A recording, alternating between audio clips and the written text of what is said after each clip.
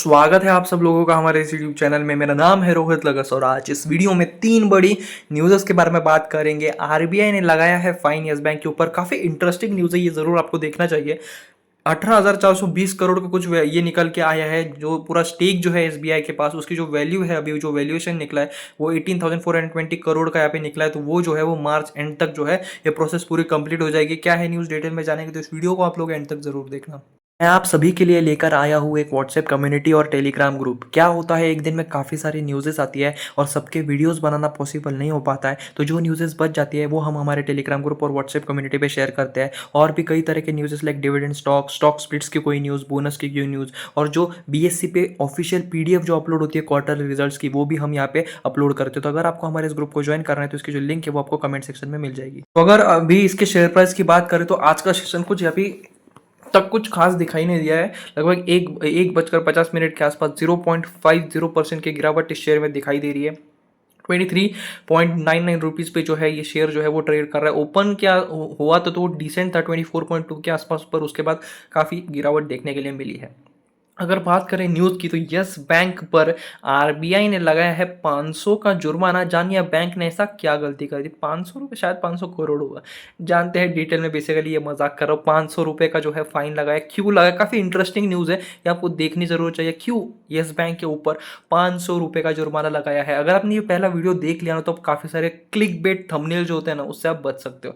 अगर बात करें तो यस बैंक के शेयर बाजारों को भेजी एक सूचना में बताया, आपको सूचित किया जाता है कि बैंक को 13 अगस्त 2024 को भारतीय रिजर्व बैंक आरबीआई से एक लेटर मिला है जिसमें कहा गया है कि आरबीआई ने लगभग, अगर बात करें तो जो सॉल्ड नोट होते हैं ना, जो जिसकी रेमिटेंस की प्रोसेसिंग के दौरान पाई गई अनियमितताओं के लिए बैंक पर 500 रुपये का आर्थिक जुर्माना लगाया है। तो बेसिकली जो है यस बैंक के ऊपर 500 रुपये का जुर्माना यहाँ पे देखने के लिए मिला है। और इसके पीछे जो सबसे बड़ी वजह बताई जा रही, जो वो सॉल्ड नोट होते हैं, जो कटे फटे नोट होते हैं, बेसिकली आपके पास भी आते होंगे कभी कभी से, सबको मतलब देखा ही होगा आपने, जो थोड़ी नोट जो है वो फट जाती है तो वो बैंक को वापस से देते, तो उसका कुछ एक परसेंटेज रहता है कि अगर 80% डैमेज हुआ तो इतने पैसे मिलेंगे, 60% डैमेज हुआ तो इतना, मतलब उसका थोड़ा थोड़ा वो रिड्यूस हुआ। 500 के नोट है, समझे 70% जो है डैमेज है, तो फिर पूरा पैसा नहीं मिलेगा, थोड़ा कम मिलेगा। अब मुझे वो एग्जैक्ट डाटा नहीं पता, पर आप गूगल पे सर्च कर सकते हो।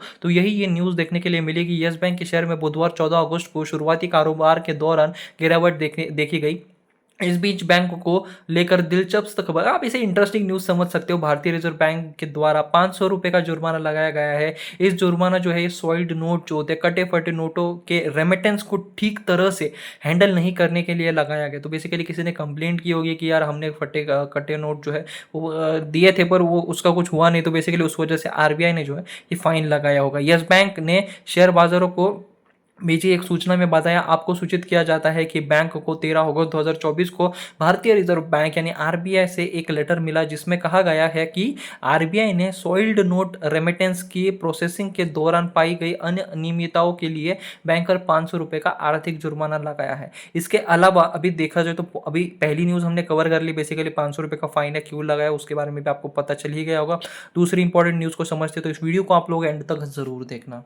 क्या आप लोगों को एक ऐसे ग्रुप की तलाश है जो स्टॉक मार्केट रिलेटेड हो, जहां आप लोग भी डिस्कस कर पाओ, अपने क्वेश्चंस को पूछ पाओ, दूसरे स्टॉक मार्केट एंथुसियास्ट से बात कर पाओ? क्या अगर आप लोगों को ऐसे ही ग्रुप की तलाश है तो मैं आप सभी के लिए लेकर आया हूँ एक ऐसा ही ग्रुप जहां आप लोग आपस में बात कर सको, जहां एक डिस्कशन हो, जहां आप लोग एक दूसरे से सलाह ले पाओ। मतलब एक ऐसा ग्रुप जहां सिर्फ और सिर्फ स्टॉक मार्केट की ही बातें हो। आप इसे अपनी स्टॉक मार्केट फैमिली भी कह सकते हो। और अगर आप सभी लोगों को हमारे फैमिली का पार्ट बनना है तो आपको एक छोटी सी नॉमिनल फीस देनी होगी। इसे बहुत ज़्यादा लिमिटेड लोगों के लिए लाना चाहते हैं। सिर्फ और सिर्फ इस ग्रुप में 100 लोग होंगे, जहां एक अच्छा इन्वायरमेंट होगा और आप जैसे ही जेन्युइन लोग होंगे। और इस ग्रुप को ज्वाइन करने की फीस है सिर्फ 100 रुपये। सिर्फ 100 रुपये में मैं आप लोगों को एक ऐसा ग्रुप, एक ऐसी कम्युनिटी दूंगा जहां आप लोग आपके स्टॉक मार्केट फ्रेंड्स के साथ डिस्कशन कर पाओ। तो यहाँ पे सिर्फ 100 स्लॉट्स होंगे, सिर्फ 100 लोगों को ही यहाँ पे जगह मिलेगी और आपको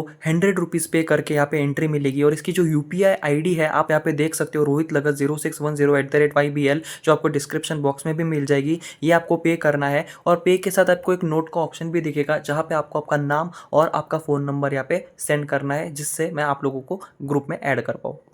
अगर बात करें तो ये न्यूज़ जो है ये इस रिलेटेड है कि स्टेट बैंक ऑफ इंडिया जो है अपना स्टेक जो है वो यस बैंक में बेचने वाला है। आरबीआई ने 51% स्टेक बेचने की जो मतलब परमिशन थी वो दे दी है। ऐसा न्यूज़ हमें पिछले 2-3 दिनों से देखने के लिए मिल रहा है। इस मामले से वाकिफ सूत्रों ने बताया कि जापान के बैंक जो है सुमितोयो मित्सुई बैंकिंग कॉर्प जो एसएमबीसी और दुबई की जो ये एमिरेट्स है एनबीडी यस बैंक में बहुत हिस्सेदारी खरीदने के लिए बातचीत कर रहे हैं।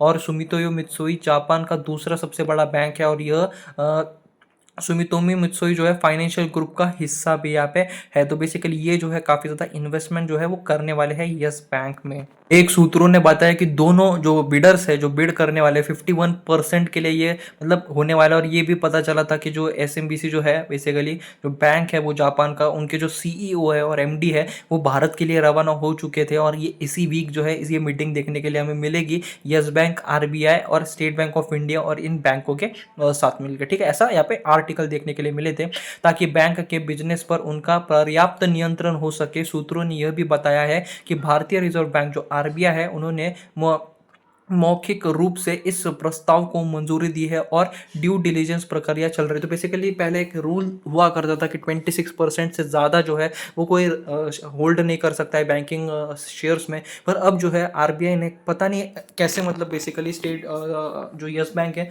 उसको यहाँ पे उन्होंने परमिशन दे दी है कि वो अपना 51% जो स्टेक है वो बेसिकली बेच सकता है, मतलब सिर्फ यस बैंक के लिए। ठीक है, तो वो बता दे कि यस बैंक को वित्तीय संकट से बचाने के लिए तो बेसिकली ये जो है बेसिकली कोई भी बैंक जो है दूसरे बैंक में अपने इतनी ज़्यादा होल्डिंग नहीं रखता है। पर ये क्यों हुआ, तो 2020 में जो फ्रॉड हुआ था बेसिकली देखा जाए तो फ्रॉड या फिर जो मतलब चीज़ें चल रही थी जिस वजह से यस बैंक में बहुत ज़्यादा नुकसान हो गया, बहुत भारी गिरावट हुई यस बैंक के शेयर में।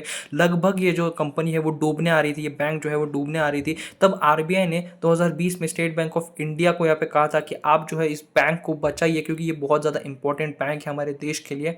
अब जो है आरबीआई ने स्टेट बैंक ऑफ इंडिया और भी प्राइवेट सेक्टर पीएसयू सेक्टर को रिक्वेस्ट की थी कि इस बैंक में थोड़ा इन्वेस्ट कीजिए, इस बैंक को हमें वापस से खड़ा करना है। तो इसमें स्टेट बैंक ऑफ इंडिया ने 24% की हिस्सेदारी खरीदी थी और उसी के साथ साथ आईसीआईसीआई बैंक, एचडीएफसी बैंक ने भी मिलकर लगभग 9.74% की हिस्सेदारी, वही और 9 और भारतीय जो बैंक है जो और भी अलग अलग बैंक जो है हमारे पीएसयू सेक्टर के या फिर प्राइवेट सेक्टर के उन्होंने भी यहाँ पे हिस्सेदारी ली थी। तो बेसिकली ऐसा पहले परमिशन नहीं हुआ करती थी कि अगर आप एचडीएफसी बैंक जो है स्टेट बैंक ऑफ इंडिया में इतना मतलब एक स्पेसिफिक परसेंटेज के बाद जो है वो इन्वेस्टमेंट नहीं कर सकती। पर बेसिकली अब यस बैंक पूरी तरह डूब ही रहा था, डूबने ही वाला था। तो उसे बचाने के लिए आरबीआई ने ये रूल यहाँ पे लाया था 2020 में। रूल मतलब बेसिकली एक रिक्वेस्ट हम कह सकते हैं। और इसी रिक्वेस्ट अब ये जो हो चुका है प्रोसेस, यस बैंक जो है स्टेबल हो गया, अब काफ़ी अच्छा बिजनेस कर रहा है, प्रॉफिटेबल होने की कोशिश कर रहा है, काफ़ी अच्छी तरह से जो है इन्होंने अपने एनपीएस को हैंडल किया है। और इसके बाद अब जो है स्टेट यस बैंक जो है